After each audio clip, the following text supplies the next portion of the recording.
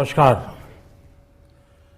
वर्ष 2021 का बजट असाधारण परिस्थितियों के बीच पेश किया गया है। इसमें यथार्थ का एहसास भी और विकास का विश्वास भी है। कोरोना ने दुनिया में जो प्रभाव पैदा किया, उसने पूरी मानव जाति को हिलाकर रख दिया है। इन परिस्थितियों के बीच आज का बजट भारत के आत्मविश्वास को उजागर करने वाला है और साथ ही दुनिया में एक नया आत्मविश्वास भरने वाला है। आज के बजट में आत्मनिर्भरता का विजन भी है और हर नागरिक, हर वर्ग का समावेश भी है। हम इस बजट में जिन सिद्धांतों को लेकर चले हैं वो हैं ग्रोथ के लिए नए अवसरों, नई संभावनाओं का विस्तार करना, युवाओं के लिए नए अवसरों का निर्माण करना, मानव संसाधन को एक नया आयाम देना, इंफ्रास्ट्रक्चर निर्माण के लिए नए नए क्षेत्रों को विकसित करना, आधुनिकता की तरफ आगे बढ़ना, नए सुधार लाना। साथियों, नियमों और प्रक्रियाओं को सरल बनाकर आम लोगों के जीवन में ईज ऑफ लिविंग को बढ़ाने पर इस बजट में जोर दिया गया है।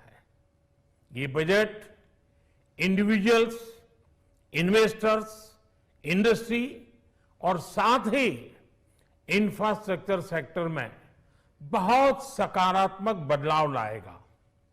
मैं इसके लिए देश की वित्त मंत्री निर्मला जी को और उनके साथी मंत्री अनुराग जी और उनकी टीम को बहुत बहुत बधाई देता हूं। साथियों, ऐसे बजट देखने को कम ही मिलते हैं जिसमें शुरू के 1-2 घंटों में ही इतने सकारात्मक रिस्पांस आए।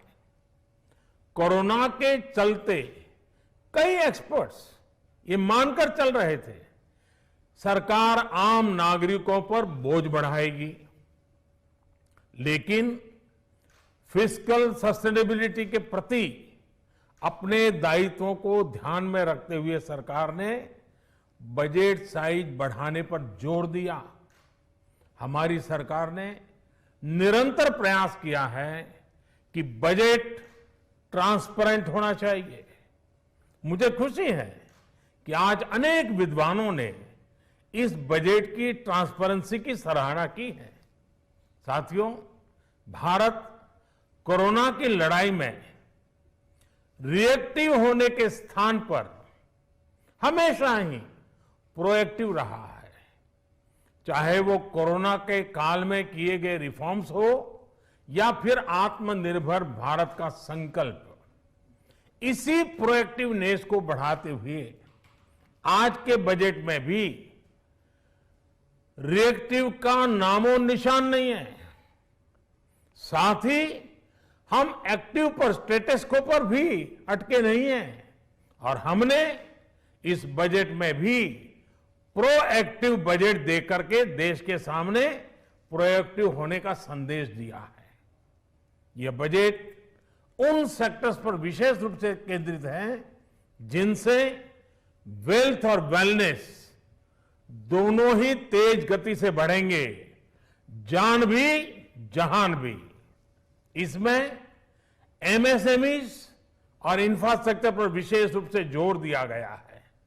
इसी तरह ये बजट जिस तरह से हेल्थ केयर पर केंद्रित है वो भी अभूतपूर्व है। ये बजट देश के हर क्षेत्र में विकास यानी ऑल राउंड डेवलपमेंट की बात करता रहता है। खास तौर पर मुझे खुशी है कि इस बजट में दक्षिण के हमारे राज्य, पूर्वोत्तर के हमारे राज्य और उत्तर में लेह लद्दाख जैसे क्षेत्रों में विकास पर विशेष ध्यान दिया है।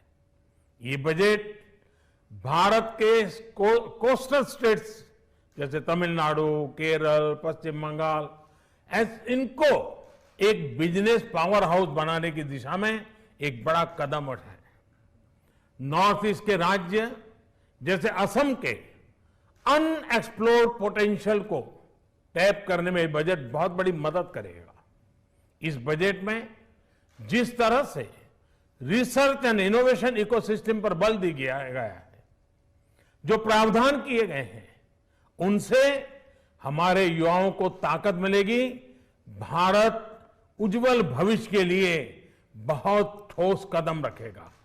साथियों, देश के सामान्य मानवी का, महिलाओं का जीवन आसान बनाने के लिए उनके स्वास्थ्य, स्वच्छता, पोषण, शुद्ध जल और अवसरों की समानता, इस पर इस बजट में विशेष बल दिया गया है।